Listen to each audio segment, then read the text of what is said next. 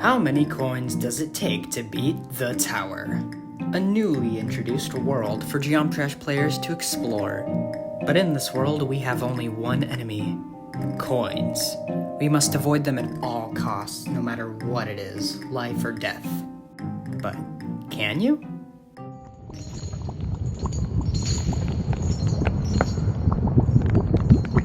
Our first coin comes to us dangling over a pit of spikes, and this is actually our first obstacle because no matter how early you jump or how late you jump, you'll always just die or get a coin. Either or, equally bad. So sadly, we just have to collect them and move on. And then we get hit by another. Next we come to these two coins. The first one we have to pick up, but the second one is a different story. Because if you somehow manage to make this exact perfect jump, you can do this. Yeah, that's actually possible. No coin collected. This section is also pretty easy. It's a bit tight at some parts, but you'll get through it. Next we come to this little bridge of coins, and avoiding them is actually simpler than you think. That's it. That's 5 coins not collected. Then you come to these little pinwheely looking things. All you have to do is just time your jumps right, and it should be easy to avoid them all. And then you're free to go, leaving with a total of 4 coins.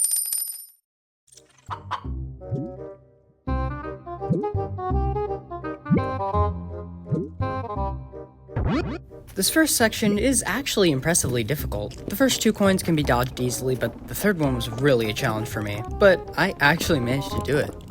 These bridges are incredibly easy. All you have to do is just not jump. And there's 3 of them, so shouldn't be too hard.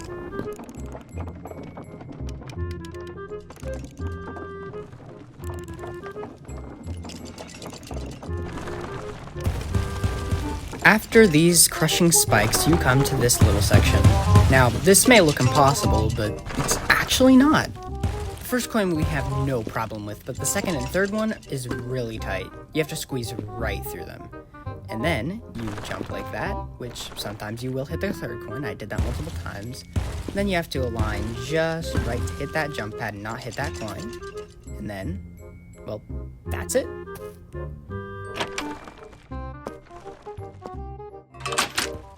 And then you come to this little boss fight. To not die to the spikes while not touching coins, I jumped onto this platform to avoid the spikes and the coin at the same time. After that, I hopped onto this little platform, same reason as before. And then you have to go back and jump. And then you have to perform this pretty tight jump over these coins while also avoiding the spikes. And then the rest of the level is just as normal.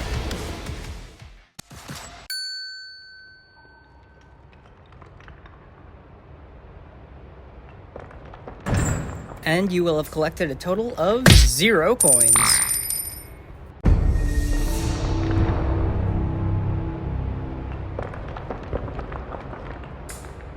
This level actually turned out to be way more simple than the others. This first little section has like 3 coins, but you can literally dodge them by doing nothing. Then we come to this section. The timings in this section are pretty tight, but you should be able to get them after a few tries. It's not the hardest thing in the world. This coin requires a pretty tight jump. I failed at this too many times that I want to mention. There was nothing I could really do in this section besides just walk forward because there were coins above me and I could not dodge those if I was jumping all the time. This next section is littered with coins. However, if you're able to plan your path correctly, you should be able to dodge every single one of them. It is a really tricky thing though, so you're not going to get it first try. This jump was very tight. Then we come to this section. The first thing is to jump over these coins, which the timing is a little bit tight, but it's actually not hard at all. And then you come to this section with these platforms. The first coin is pretty easy, you just have to get on the platform early. However, these coins require a bit more tricky timings. Jumping under them can be a bit tight. And this coin requires a nice early jump. But after that, you're home free, with a total of 0 coins.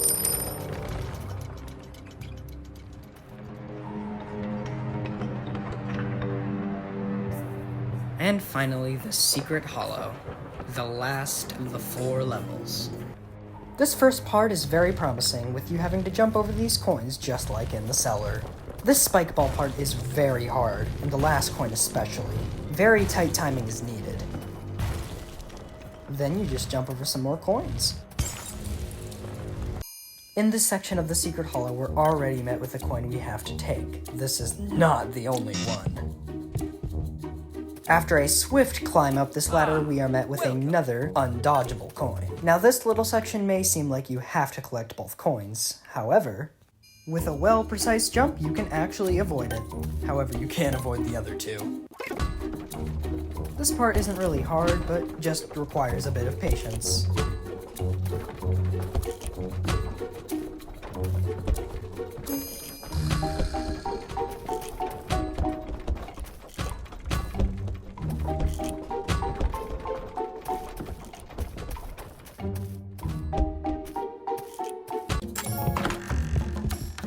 This section was very hard to navigate, but after a lot of trial and error, I did this. The coins on the outer corners you have to pick up, but the ones in the middle, you don't actually have to.